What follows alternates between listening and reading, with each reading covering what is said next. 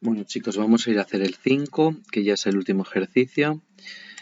Y dice lo siguiente. Una bobina circular formada por 200 espiras de 10 centímetros de radio se encuentra situada perpendicularmente a un campo magnético de 0,2 teslas. Determina la fuerza electromotriz inducida en la bobina en los siguientes casos, referido a un intervalo de tiempo de 0,1 segundos. Vale. Entonces tenemos una bobina de 200 espiras y tienen un radio de 10 centímetros, que son 0,1 metros, y será pi por 0,0... Uy, perdón, que no lo he puesto bien. La notación, su superficie, quiero ir tan rápido, que será pi por r cuadrado, es decir, 0,01 por pi metros cuadrados. Lo dejamos así en función de pi. Y tiene un campo magnético constante que dice que es perpendicular a... se encuentra la bobina perpendicular, es decir, que su eje se encuentra perpendicular.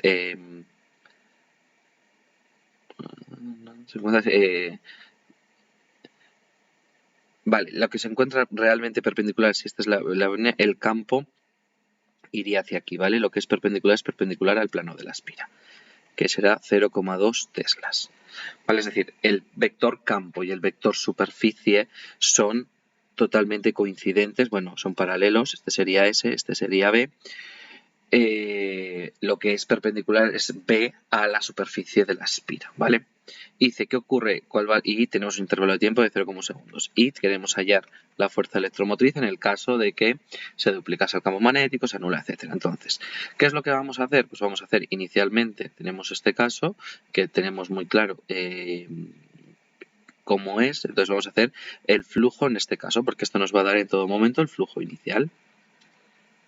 El flujo inicial será n por b por s por el coseno del ángulo que forman, poniéndolo de forma ya directamente el producto escalar desarrollado. Entonces era 200 por 0,2 por 0,01 pi por 1, que es el coseno de 0, porque el ángulo que forman B y S es 0 grados. De esta manera tenemos que esto nos va a dar 0,4 pi teslas metro cuadrado. Este es el flujo inicial, ¿vale? Entonces vamos a ir al caso A. En el caso A lo que ocurre es que el campo inicial es de 0,2 teslas y quiere que se duplique. El flujo final será de 0,4 teslas. Si observamos la fórmula para hacer el flujo final, vemos que nos tiene que dar el doble. Será 0,8 pi teslas metro cuadrado, porque lo único que cambia es que B pasa a ser 0,4, entonces se duplicaría el valor. De esta manera obtenemos que la FEN, la fuerza electromotriz, lo vamos a hacer siempre en módulo, es la variación de flujo respecto del tiempo. Entonces nos quedará que será 0,8 pi menos 0,4 pi partido por 0,1. 0,8 pi menos 0,4 pi da 0,4 pi, entre 0,1 pues da 4 pi voltios.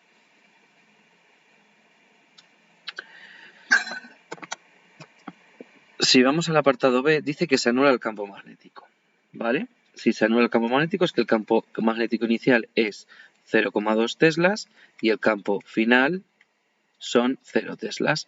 Por lo tanto, el flujo final son también 0 teslas metro cuadrado. Por lo tanto, la fuerza electromotriz será variación de flujo respecto del tiempo, será 0,0 menos 0,4 pi partido por 0,1.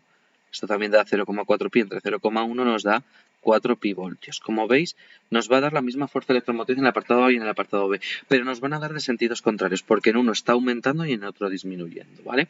Si nosotros lo hubiéramos puesto según la ley de Lenz, que nos dice que la Fn es igual a menos la variación de flujo respecto del tiempo, pues podríamos decir el signo. Pero bueno, simplemente aquí nos piden el valor de la fuerza y con que lo demos en módulo es suficiente, ¿vale? El C dice, se invierte el sentido del campo magnético. Vale, si se invierte el sentido, lo que va a cambiar es lo siguiente. Tendríamos que el flujo inicial, lo voy a poner así, es que ya lo teníamos de 0,4 pi teslas metro cuadrado, Weber, como queréis ponerlo, y el flujo final pues será lo mismo, será n por b por s por el coseno del ángulo. ¿Qué es lo que varía? Pues n, b y s no varían, varía el coseno.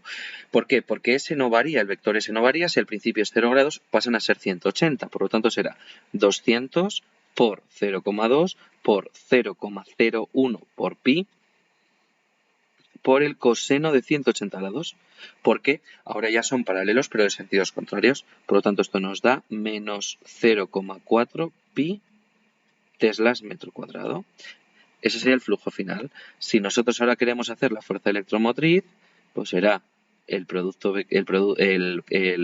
valor absoluto de la variación de flujo respecto al tiempo, pues será menos 0,4 pi menos 0,4 pi, porque este sería el flujo final y este el flujo inicial, uno menos el otro, partido por 0,1. Entonces esto si lo hacéis os da 8 pi voltios.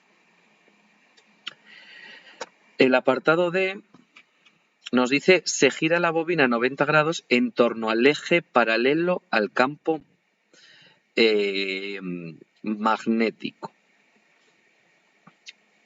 Entonces, si tenemos que esta se gira 90 grados en torno a ese eje, es decir, sería el eje de la espira, es decir, sería girarla sobre sí misma, es decir, sobre un eje que pasase por ella misma, realmente lo que está ocurriendo es que en el D no hay variación de flujo.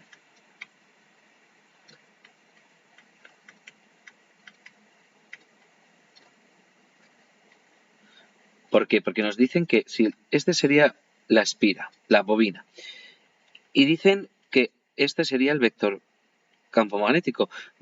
Si dicen que hay que girarla 90 grados respecto a este eje, sería girarla así sobre sí misma 90 grados.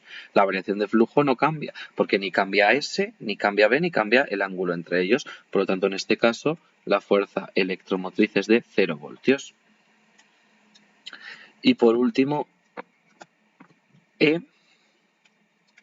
nos dice que se gira 90 grados en torno al eje perpendicular al campo magnético.